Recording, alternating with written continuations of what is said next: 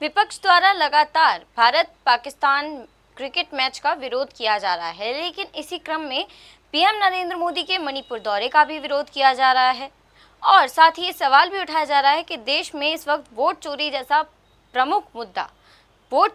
बड़ा मुद्दा चल रहा है। लेकिन इस बीच प्रधानमंत्री नरेंद्र मोदी जी को मणिपुर की याद क्यों आ गई, जबकि लगभग 2 साल से ज्यादा समय हो गया है मणिपुर को जलते हुए। लेकिन इस बीच मणिपुर की याद प्रधानमंत्री नरेंद्र मोदी जी को नहीं आई, तो फिर अब आखिर कैसे आ गई? इस सवाल को पप्पू यादव द्वारा उठाया गया है, सुनिए। अब आप बताइए, पूरा मणिपुर की जिंदगी खत्म कर, नस्ल खत्म कर, और पूरा मणिपुर जब चाइना के गोद में और भारत के संविधान से इतर हो गए हो, सामाजिक वातावरण खत्म कर दिया, तब वो मणिपुर जा रहे हैं। बाहरे बा। जय हो प्रधानमंत्री जी। सब कुछ गंवा के तब इन्हें मणिपुर याद आ रहा है। मणिपुर की बेटी तड़पती रही तब इन्हें याद नहीं आया, आज मणिपुर इन्हें याद आ रहा है।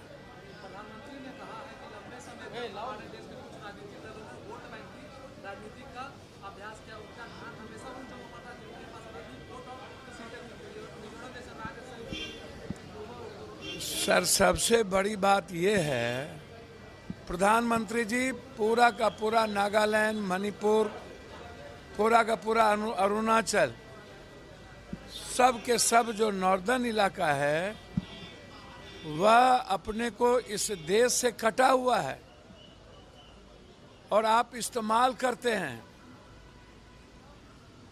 आप सामाजिक वातावरण को सही नहीं होने देते, आप इस्तेमाल करते हैं। जब तक कांग्रेस रही, नॉर्थ साउथ हिंदी पूरा देश एक रहा, और जब से आप आए पूरा देश का टुकड़ा टुकड़ा हो गया, आंतरिक झगड़ा बढ़ गया, इंटरनल लड़ाई आपके नफरत के कारण बढ़ी, आपके पॉलिसी के कारण पूरा का पूरा पड़ोसी देश और मुल्क चाइना के गोद में चला गया। चाहे नेपाल फिर से राजशाही तंत्र लौटाने की प्रयास शुरू हो गई, चाहे श्रीलंका, चाहे बांग्लादेश, फिर से। तो ये सही नहीं है, बिल्कुल गलत है। और मैं समझता हूँ प्रधानमंत्री जी, जो देश आज़ादी के बाद से लेकर के पूरी दुनिया गर्व करती थी, आज वह देश अपने को पिछलग्गू समझ रहा है और देश आंतरिक झगड़े से ग्रसित हो गया। और वहीं अब अगर बात करें इंडिया पाकिस्तान क्रिकेट मैच की, तो इस बारे में जब बीजेपी के नेता अनुराग ठाकुर से पूछा गया तो उनके द्वारा क्या कहा गया, सुनिए। मैं इतना ही कहूँगा, मल्टीनेशनल टूर्नामेंट जहाँ पर एसीसी या आईसीसी करवाती है, वहाँ पे किसी भी देश के लिए मजबूरी या ज़रूरी हो जाता है भाग लेना। अगर वो नहीं लेंगे तो टूर्नामेंट से बाहर हो जाएंगे, उस मैच को छोड़ना पड़ेगा, तो वैसे दूसरी टीम को उसके पॉइंट्स भी मिल जाएंगे। तो इसकी बजाय जो आपकी प्रतिबद्धता है, चाहे कोई भी खेल है, उसमें मल्टीनेशनल टूर्नामेंट में आपको खेलना ही पड़ता है।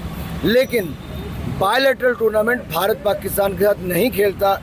कई वर्षों से हमने ये निर्णय किया है कि भारत पाकिस्तान के साथ बायलैटरल नहीं खेलेगा जब तक पाकिस्तान भारत पर आतंकवादी हमले या कार्रवाई बंद नहीं करता है और जब तक पाकिस्तान आतंकवाद को खत्म नहीं करता।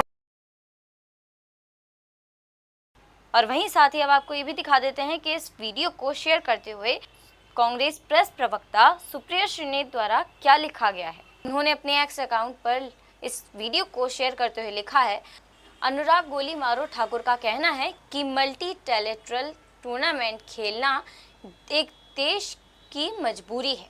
आपकी मजबूरी होगी शायद अफ्रीकी के साथ नोचे लड़ाना, लेकिन हत्यारों, आतंकियों, मुल्क पाकिस्तान के साथ मैच खेलना हमारी कोई मजबूरी नहीं है। BJP stop justifying cricket with Pakistan.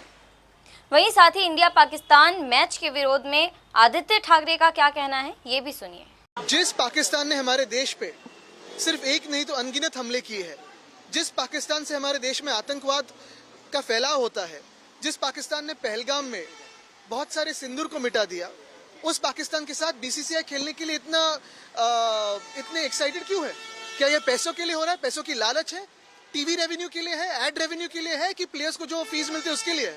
क्या हम ये सोच नहीं सकते कि जिस पाकिस्तान ने हॉकी के एशिया कप को बॉयकॉट किया क्योंकि वो हिंदुस्तान में है, हमारी सरजमीन पे है, तो अगर पाकिस्तान बॉयकॉट कर सकती है तो हमारी बीसीसीआई क्यों नहीं बॉयकॉट कर सकती? दूसरी बात यह है कि अगर असली भाजपा आज सत्ता में होती तो ये नहीं होता। भाजपा ने अपनी आइडियोलॉजी बदल दी है और जिस ऑपरेशन सिंदूर का अभी बयान और इस्तेमाल बिहार की पॉलिटिक्स में होगा, उसी ऑपरेशन सिंदूर के लिए हमने देश भर में नहीं तो दुनिया भर में कहा था कि इसके पीछे पाकिस्तान था, इस हमले के पीछे। उसी पाकिस्तान के साथ सरकार जब चुप बैठती है खेलने के लिए, बीसीसीआई जब खेलती है, तो ये दुर्भाग्य है। और साथ ही एक बड़ी प्रेस कॉन्फ्रेंस के बीच उद्धव ठाकरे द्वारा भी यह ऐलान किया गया है कि कल यानी कि 14 सितंबर को पूरे महाराष्ट्र में पाकिस्तान भारत क्रिकेट मैच के विरोध में प्रदर्शन किया जाएगा। अब ये प्रदर्शन क्या मोड़ लेता है, कैसे मोड़ लेता है, ये तो देखा जाएगा, लेकिन पहले आप ये सुनिए। निवेदन भी मैं प्रसारित करने जा रहा हूं, हिंदी में है और हिंदी में इसलिए है कि अन्य राज्यों में भी हम क्या कर रहे हैं, क्यों कर रहे हैं, इसकी जानकारी मिलनी चाहिए।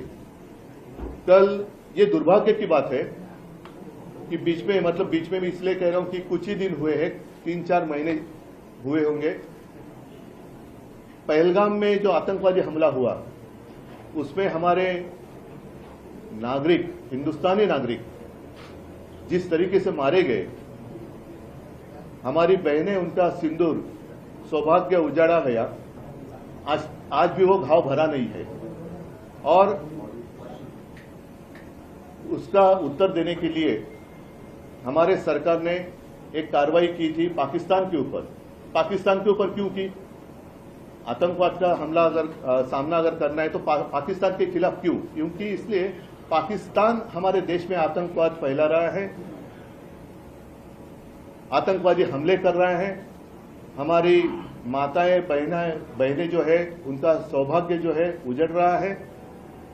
अब ऐसा नहीं चलेगा। हमेशा हम तो कहते हैं, लेकिन सिर्फ कहते हैं, करते कुछ नहीं है। अब समय तो था, हमारी सेना अंदर घुसी भी थी, हमले भी अच्छे हो रहे थे, कर रहे थे, और एक समय ऐसा आया था कि सबको ऐसे लग रहा था कि वो जो हमारा सपना था हिंदुस्तान पाकिस्तान अखंड भारत, वो हो जाएगा। अभी बस 1-2 दिन में वो हो सकता है। अचानक क्या हुआ पता नहीं, लेकिन जो हमारी सेना वहां पाकिस्तानियों को खदेड़ रही थी, उनको रोका गया। तो ये वॉर किसने रुकवा दी? जैसे एक एडवर्टाइजमेंट थी ना, वॉर रुकवा दी पापा, तो क्या इन्होंने ऑपरेशन सिंदूर भी रुकवा दिया? ये पापा कौन है? ऑपरेशन सिंदूर भी रुकवा दिया है क्या? नहीं है ना। और तब हमारे प्रधानमंत्री जी ने कहा था कि खून और पानी साथ में नहीं बह सकता।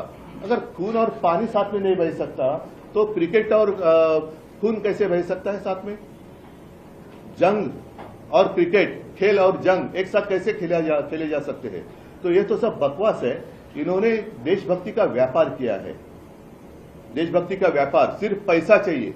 कल भी मैच इसलिए खेलने जा रहे हैं कि उस मैच से जितना पैसा मिलेगा, चंदा मिलेगा, वो उनको चाहिए।